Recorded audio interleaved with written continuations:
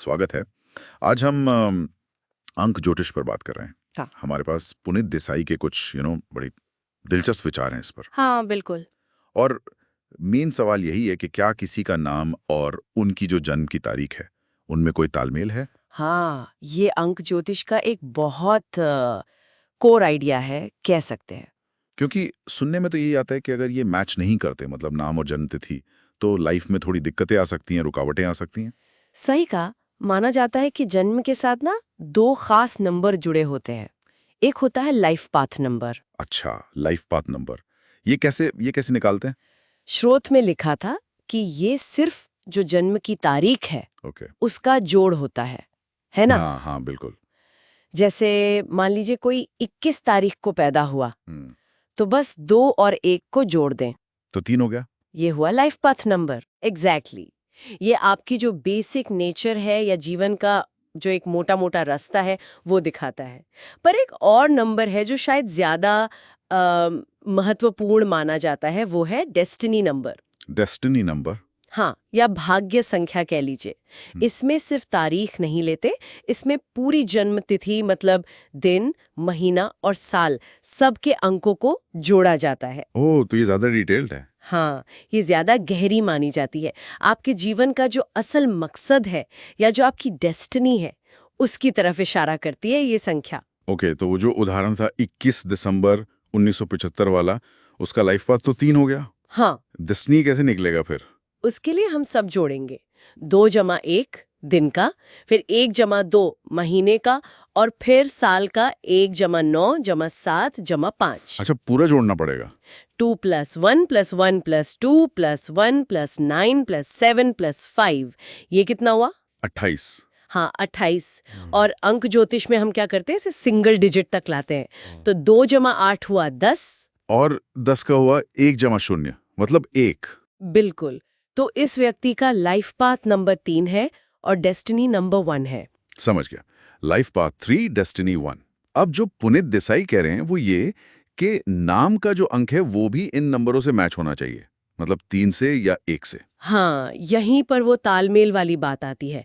देखिए, हर अक्षर को ना एक न्यूमरोलॉजी में एक अंक दिया गया है। हाँ। तो आपके नाम के अक्षरों के अंकों को जोड़कर एक नाम संख्या बनती है। ओके। और आइडिया यह है कि अगर ये नाम संख्या आपके लाइफ पाथ जैसे यहाँ 3 या डेस्टिनी नंबर जैसे यहाँ 1 से मेल नहीं खाती, मतलब उनमें हार्मनी नहीं है, तो फिर जीवन में ना थोड़ा संघर्ष बढ़ सकता है, बेवजह की रुकावटें आ सकती हैं। स्रोत में वो राहुल मिश्रा का उदाहरण भी है। हाँ हाँ, वो मैंने देखा। राहुल मिश्रा, उसमें कैल्डियन न्यूमरोलॉजी के हिसाब से बताया है।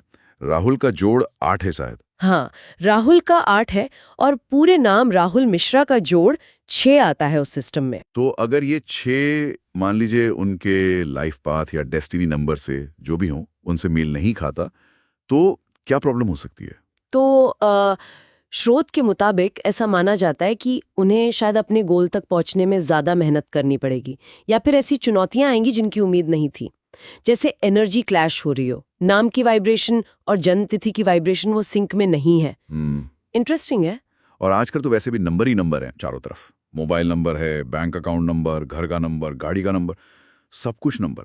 क्या ये सब भी असर डालते हैं? स्रोत तो यही इशारा करता है कि ये सारे नंबर भी हमारे ओवरऑल एनर्जी सिस्टम का हिस्सा बन जाते हैं। अच्छा। हाँ, तो ये या तो आपके जो लकी नंबर्स हैं, लाइफ पाथ, डेस्टिनी वाले, उनको सपोर्ट कर सकते हैं, या फिर उनके अगेंस्ट जा सकते हैं। और इसका असर पड़ता है भले हमें पता ना चले।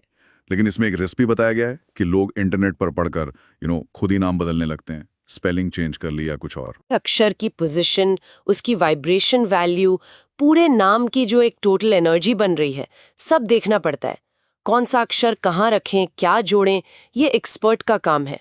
खुद से एक्सपेरिमेंट करना रिस्की हो सकता है, फायदे की जगह नुकसान भी हो सकता है। तो फिर क्या मतलब पासपोर्ट, आधार कार्ड, सब में नाम बदलवाना पड़ेगा? वो तो बड़ा मुश्किल काम है। नहीं नहीं, जरूरी नहीं है। अच्छी बात यही है, जैसा स्रोत में भी बताया है, कि अक्सर इतने बड़े बदलावों की जरूरत नहीं पड़ती। तो फिर कई बार सिर्फ आप अपने सोशल मीडिया प्रोफाइल पे नाम की स्पेलिंग जरा सी बदल लें, या ईमेल सिग्नेचर में, विजिटिंग कार्ड पर एक्सपर्ट के बताए तरीके से नाम लिख लें, बस इतना ही काफी होता है। अच्छा, मतलब कानूनी तौर पे बदलने की जरूरत नहीं है? अक्सर नहीं। इससे भी वो वाइब्रेशनल शिफ्ट आ जाता है, वो पॉजिटिव असर दिखना शुरू हो सकता है। बिना किसी लीगल झंझट के। तो कुल मिलाकर पुनीत देसाई के हिसाब से नाम और जन्मतिथि के अंकों में एक हार्मनी, एक तालमेल होना जरूरी है। हाँ, ये एक महत्वपूर्ण पहलू माना गया है। और अगर कुछ ठीक नहीं लग रहा तो एक्सपर्ट की सलाह से छोटे मोटे बदलाव भी काफी असरदार हो सकते हैं। वो कहावत है ना, नंबर्स डोंट लाई, अंक झूठ नहीं बोलते। बिल्कुल सही। और ये बात हमें एक और गहरे सवाल पर सोचने पर मजबूर करती है ना? कैसा सवाल? कि अगर हमारे नाम, फोन नंबर, घर का पता, ये जाने पहचाने नंबर हमारी जिंदगी को इस तरह से भले ही सूक्ष्म रूप से प्रभावित कर सकते हैं, हाँ, तो हमारे आसपास और कौन से ऐसे अनजाने संख्यात्मक पैटर्न या सीक्वेंस हो सकते हैं जिनके बारे में हमें पता भी नहीं, पर वो हमारे रोज के अनुभवों को अनजाने में ही कोई शक्ल दे रहे हों? सोचने वाली बात है ये।